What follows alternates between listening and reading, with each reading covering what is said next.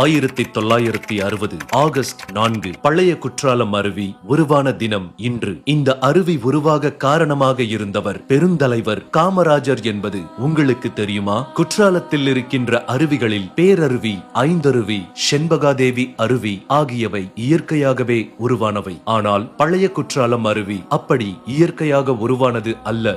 1960க்கு முன்பு இந்த அருவி குளிப்பதற்கு ஏற்றதாக இல்லாமல் சுமார் 200 அடி உயரத்திலிருந்து செங்குத்தாக ஆக்ரோஷமாக விழுந்து கொண்டிருந்தது. அப்போதைய முதலமைச்சராக இருந்த பெருந்தலைவர் காமராஜர் அவர்கள் ஒரு முறை பழைய குற்றால அருவியை பார்க்க வந்திருந்தார். இந்த அருவியை மக்கள் பயன்படுத்தும்படி செய்ய முடியாதா என அருகிலிருந்த பொறியாளர்களிடம் கேட்டார். பின்பு அவரே தண்ணீர் விழாத காலத்தில் மலையை படிக்கட்டுகள் போன்று செதுக்கிவிடுங்கள், இதனால் தண்ணீர் செங்குத்தாக விழாமல் ஒவ்வொரு தடுப்பிலும் விழுந்து வேகம் குறைந்து கடைசியில் மக்கள் தலையில் விழும்போது பூவாளி தண்ணீர் போல விழும் என்றார். அவர் சொன்னது போலவே மலையை செதுக்கி முடித்த பின்பு மக்கள் குளிக்கும் வகையில் அழகான நீர்வீழ்ச்சியாக உருமாறியது பழைய குற்றாலம் அருவி. 1960 ஆகஸ்ட் 4 அப்போதைய முதலமைச்சர் பெருந்தலைவர் காமராஜர் அவர்களால் பழைய குற்றால அருவி திறந்து வைக்கப்பட்டது. இதற்கான கல்வெட்டு பழைய குற்றாலத்தில் இருக்கிறது.